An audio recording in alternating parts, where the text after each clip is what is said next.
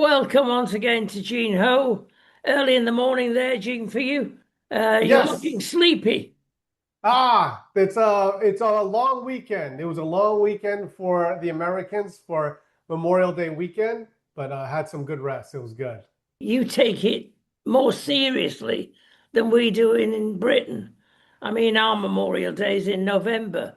We have well, there's several, of course, because you count Easter, but we really have a very it's a more solemn day. We have Veterans Day here, which we honor the veterans, but then Memorial Day is really for our fallen. And so we've at George Magazine, but we've always respected it tremendously.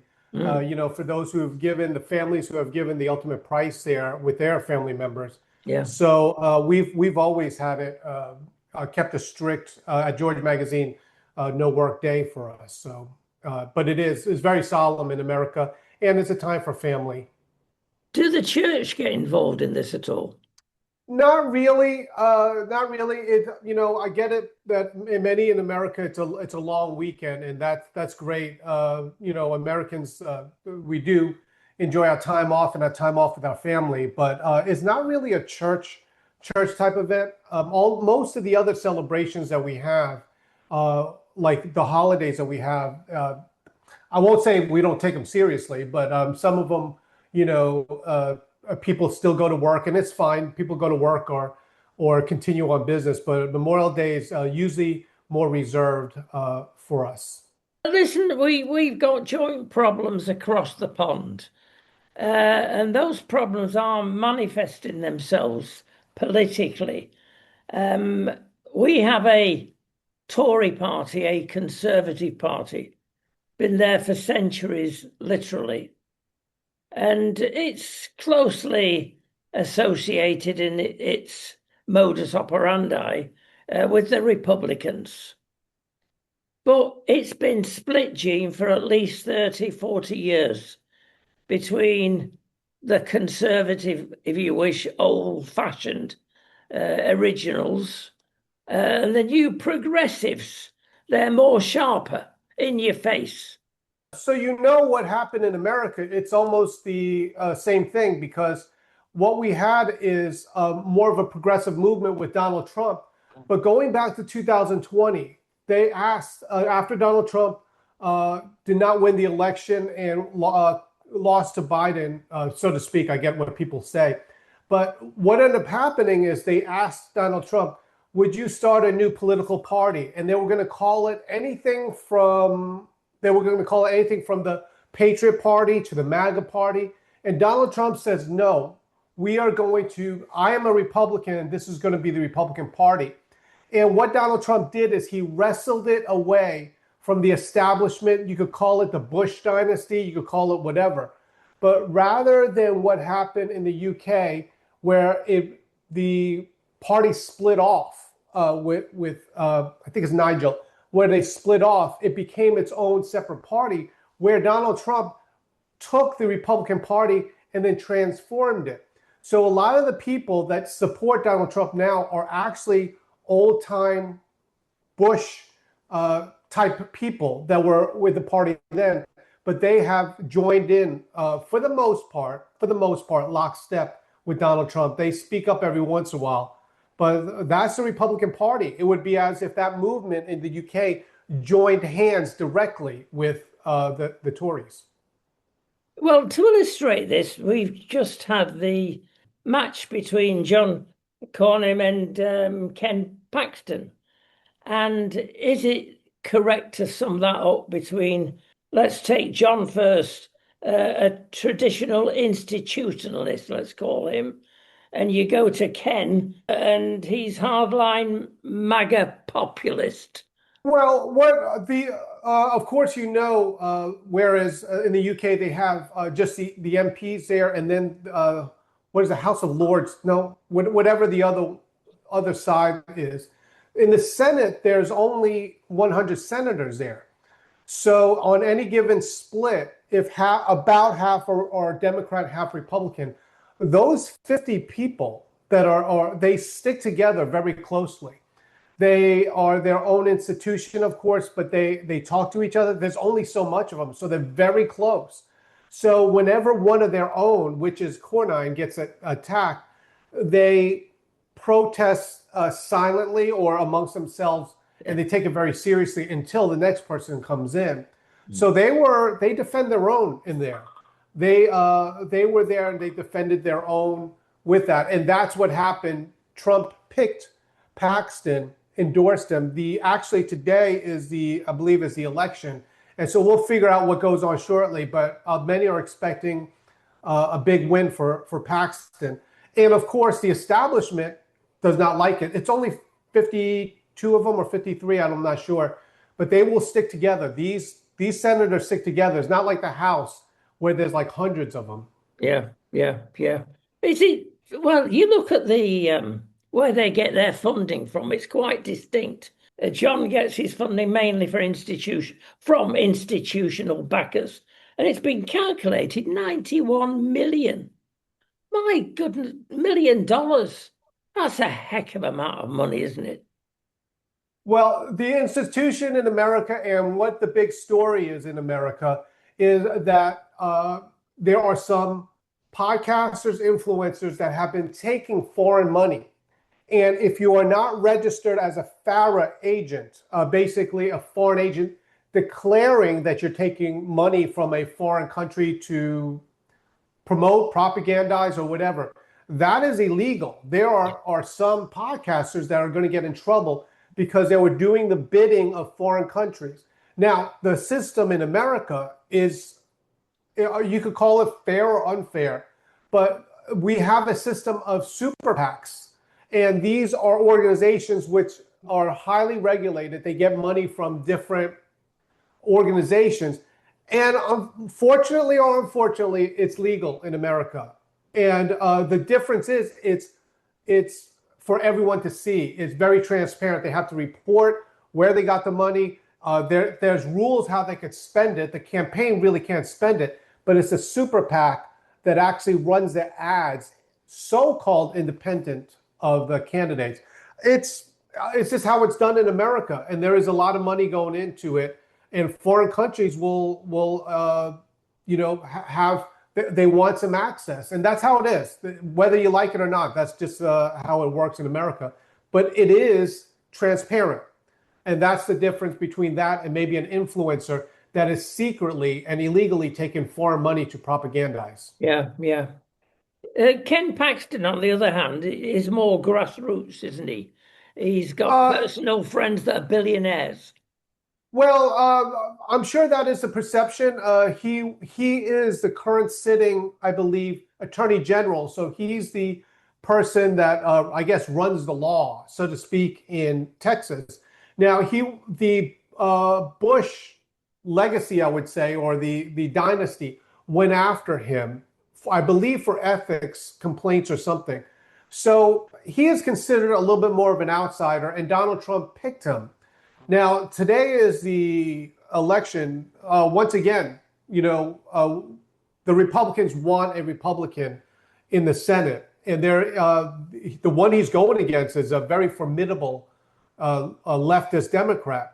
So we'll see how it all works out, but this just shows the strength, once again, of Donald Trump. Yeah, but he's again reverting to Paxton. He's, as I mentioned, more in your face, more fighting the Washington establishment, would you say? In many ways, yes, because Cornyn is he's fully the establishment. Not to say that the establishment is bad, but he is one of the sitting United States senators. And again, it's tough because they are a very small club there. It's only for the Republicans, only 50 something, a little bit more because of the majority.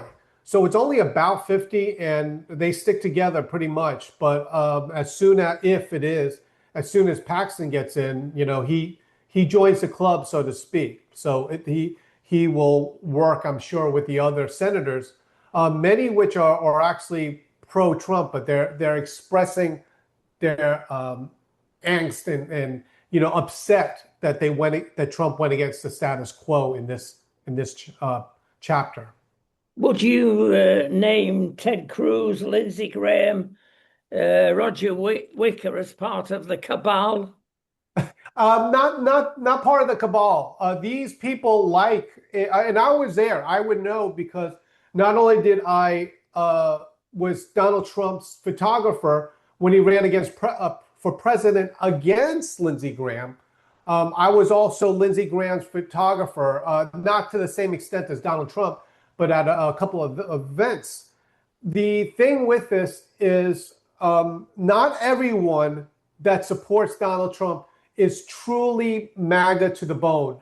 Donald Trump transformed the Republican Party, which means, hey, I have the votes. If I endorse you, people will vote for you. If I don't endorse you, people won't vote for you. Donald Trump has endorsed Lindsey Graham. Lindsey Graham went against Donald Trump many times and still to this day will speak his mind and sometimes go against Donald Trump. But at the same time, at the end of the day, most of the time, Lindsey Graham will vote with Donald Trump.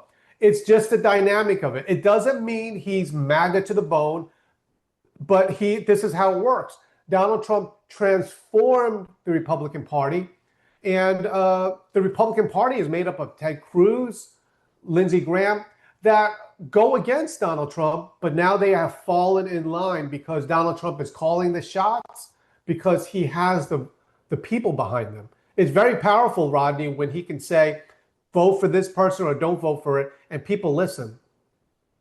Yeah, but I'm thinking about the war now with Iran, and those three particularly are not particularly in favor of it. And that could cause problems because the sticking point, of course, is that we've still not got an agreement on the fundamental thing, which is nuclear weapons they have. They've got a monumental amount of 60% refined uranium. That's pretty close what it's going to make a bomb out of. And the whole point of going into Iran is to get that out the way completely and permanently. And it doesn't seem to be happening, does it? Well, we will see how Donald Trump does things and how Donald Trump negotiates. All these decisions are left up to the president of the United States. Now, on the other hand, I understand there's these senators that step up and say, what are you doing? This is wrong for America, and so forth. Most of the time, and I'm not saying this time in particular, most of the time it's political posturing. These senators and congressmen, they do not want to be seen as a puppet. And I don't mean that in a bad way. They don't want to be seen as a yes man. They are very powerful people to begin with in their own right. And so every chance they get, they will complain and go against the president because nobody wants to be seen as a yes, sir, no, sir, yes, sir, Mr. President, absolutely, Mr. President. Senators don't act like that. So here's a chance where they're stepping up and saying, we don't like this. And what did Donald Trump do? Well, he held back some of it. But the most important thing is let Donald, not you, but if the people would just let Donald Trump do the negotiation and understand that he knows how to play the game very well. But these senators, they will step up. And I'm sure that they're mad because they got to look like or actually defend Cornyn and say, whoa, you can't overstep what we did. You just endorse someone else that's not one of the senators. So they do stick together, but we'll see what happens. Yeah, this last weekend, there was quite a lot of hope in Europe. The stock markets went up because Donald Trump mentioned that we're on the cusp of getting an agreement, and it doesn't happen. Has he spoilt it with these, what he calls defensive attacks on Iran? Whatever Donald Trump does, and I'm not saying that it's like everything he does here. Like I want to make sure that people understand there are things that Donald Trump does that people don't understand why he does it at the time. However, it is to Donald Trump's best interest, is to the United States' best interest, and the rest of the countries to get this done and out of the way. However, he does it. Um, Obviously, the president is very adamant on no nuclear weapons. Regime change, which would have been nice, it might be nice if it still does it, is not so easy to do. And if it is, I'm not sure how quickly it could be done without the Iranian people standing up themselves. So we will see how it is, but there are a lot of things going on with the administration and their talks that, quite frankly, no one's privy to. Really quick, Rodney, I just had a dinner last week with one of the Gang of Eight, Tom Cotton. There's only 8 United States senators or congressmen that get top secret briefings with having to do with national security. Tom Cotton is one of the 8. Of course, he doesn't reveal to me what's going on, but you have to understand that out of all of the senators, 4 on the Congress side, 4 on the Senate side get those top secret briefings. They know what's going on. So it's one of those things you just have to trust the process. Yeah. I'm thinking back 2 or 3 weeks now when they had this conference meeting in Pakistan. And there Right. were other people, Egypt, a couple of other countries invited. And it came out with something of hope again, which has not really materialized. There was a 60-day agreement, which was a sort of a pause in the proceedings, which can be renewed. But look, that's just playing into the hands, surely, of Iran. They've been doing this for decades. Yeah, no, I understand. I know the feeling in America is that people want to get this war concluded with. I understand that. And it will be better for America. It'll be better for the rest of the world. The thing is, there's a lot riding on this, and it's more than just us as Americans. We have the midterms coming up. Let's see, it's like 6 months away. The America needs to prosper if the United States, the Republicans, retain the majority. So we'll see what happens. It's to everyone's best interest, but in this case, we just have to let Donald Trump, the president, do it the way he wants to do it, and then just wait and see. But I do hope there'll be a resolution soon, obviously. Yeah. Move on to other matters. More difficult, perhaps. No, they're not. Donald Trump Jr., Palm Beach, and socialite Bettina Anderson. Well, there you go. What a mixture that is. And Yeah, I had the privilege in 2020. Of course, in 2016, I was Donald Trump's photographer. But in 2020, I did photography for the campaign for Donald Trump Jr. because he did events. Back then, he was with Kimberly Guilfoyle, who is very nice.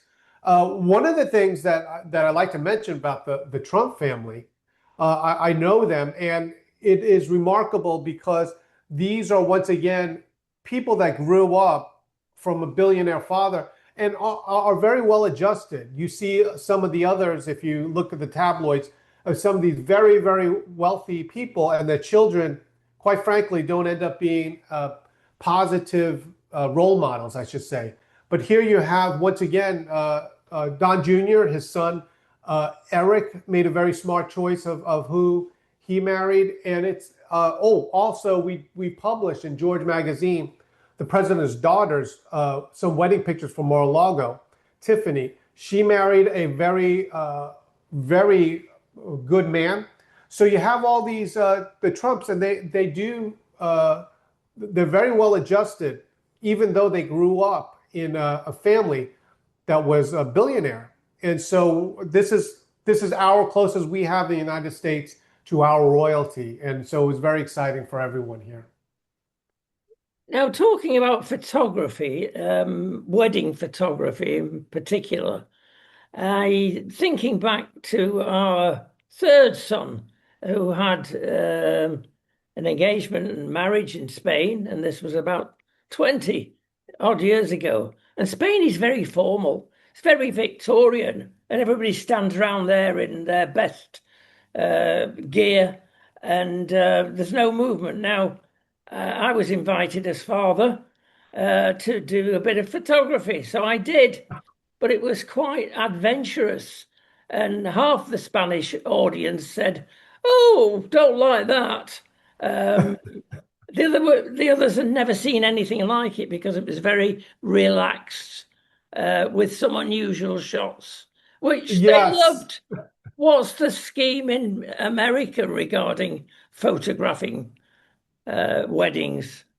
It just goes by. I knew of, I should say, the photographer that was the Kennedys' photographer for their wedding, and uh, there is a difference between, I shouldn't say between it, but like between the high-end wedding photography and well, I won't say the common people, but regular photography like that. Some of when I talked to the Kennedy photographer or listened to him, one of the things that they wanted is a very hands-off approach, more journalistic. You're not really instructing them. They just want to run their day and do their thing. When I was doing wedding photography, it was actually just the opposite. You were almost like the quarterback of the day. They looked to the photographer to run point, so to speak, on the day. Okay, photographs now. Okay, go cut the cake, and then after that, we'll do this. They almost control the whole event, and so it's just a little bit of a difference between some of the more societal, I should say, wedding photography, and I won't say the common men because they're, we don't really have that per se in the United States. But a lot of the wedding photography that I did back then was very, very extremely structured in the day, Yeah, which neither one I don't think is better than the other, but it's just how it went back then. yeah, controlled as opposed to uncontrolled. Yeah, Yeah. that's a great way of saying it. Mm. That's a great way of saying it. But I'm very keen for behind the scenes when people are not looking, when there's a Yes. little quiet cuddle going on in the corner. Things like that appeal to me, that is normal people rather than something staged and boring even. Yeah, that's how it was. And it was just as a wedding photographer, you had to understand what the individual wanted, the bride and groom wanted, because some of them were totally hands off, and some of them wanted that structure in the day, and that's where the wedding photographer, that was a skill within itself, actually. Are they well paid in the States, Gene? Yeah, wedding photographers, yes. In fact, it's very it's very difficult. I know there are some. It's very difficult to make a living as a photographer in America without doing wedding photography. It's almost, I won't say it's impossible, certainly not, but it is very difficult without doing that. And so it is. It's probably one of the highest paying in all of photography is the wedding industry. Yeah. Yeah, a lot of money going on, weddings in general in Europe, an awful lot of money. People just cannot afford it. There's a different problem for the Donald, of course, but he's had really to walk on eggshells when they were discussing where will this be. Very difficult times at the moment. They don't want to over egg it and have it at the White House, so they snuck off, didn't they? Yeah, yeah, it's Donald Trump, of course, did not go to the wedding ceremony, but these are perilous times. I could imagine the mainstream media, what they would say, oh, we're at war and he's enjoying himself at a wedding or whatever it is. But however it is, I do know this, that the president is very close to his family. He loves all his children, and so that isn't even remotely any kind of drama there with that. He's president of the United States. He has a big job to do. Yeah, it's hinted that they'll have a reception in the autumn in the White House if everything settles down, of course. Last Right. question for you. I'm going to give you a headline. Next move after Massey? What is the next move after Massey? Ah, okay. The odds on chatter is that Massey will run uh, for president as a libertarian. And a lot of people there has been a lot of libertarians or a lot of third party, but I hate to say it like this, but they rarely really ever do become spoilers. I just, to be honest, I just don't see it. We're talking nationally. This He lost in his own territory because Donald Trump did not endorse him. Now we don't know who's going to run on the Republican side. Uh, the odds-on favorite is probably Rubio, but whoever is backed by Donald Trump in that, or the Trump family for that matter, will be the odds-on favorite. And it's to do a third party like that, libertarian, even though they are big, it doesn't have the groundwork to do it. It's very difficult to do. You have to get registered in every state. There's a ground game. I hate to be like this. He's not going to become president. Yeah, yeah. There's your headline. It reminds me actually of the old story with Winston Churchill, because in the House of Commons, what is going on at the moment in America and in UK, in that Winston Churchill was introducing a new MP to the House, and he took him into an empty chamber. He was showing things, and one side of the House in those days was Conservative, the other was Socialist, was Labour. And the new MP says, pointing over to that side of the House, that's where the enemy sit. No, said Winston Churchill, that's where the opposition sit. The enemy are behind you. Now, never a truer word. The problems are often on your own side. And there's more of it goes on these days than ever before. Yeah, very interesting. Really quick on that, with that, if Donald Trump would have splintered off into his own political party, call it the Patriot Party, call it MAGA Party, call it whatever, it's very, very unlikely that even Donald Trump would be able to become president. And the reason being is the structure of the states within the parties is so powerful of a tool. It's not the same thing. Already we know a lot of the people, or not a lot, but some of the people in the Republican Party that are in office, they're for Trump, but really not for Trump. They are going along with what he says because he has the power to get them elected or not elected. And he has a lot of power, but even Donald Trump would have a difficult time. And that's why he says, no, I'd rather, in essence, reform the Republican Party. And that's what he did. Thank you, Gene. The moral of this story, of course, is to say don't become a politician, become Yeah, a photographer. It's much easier. I could imagine that. Well, thank you so much, Rodney, once again. We'll see you next week. Thank you.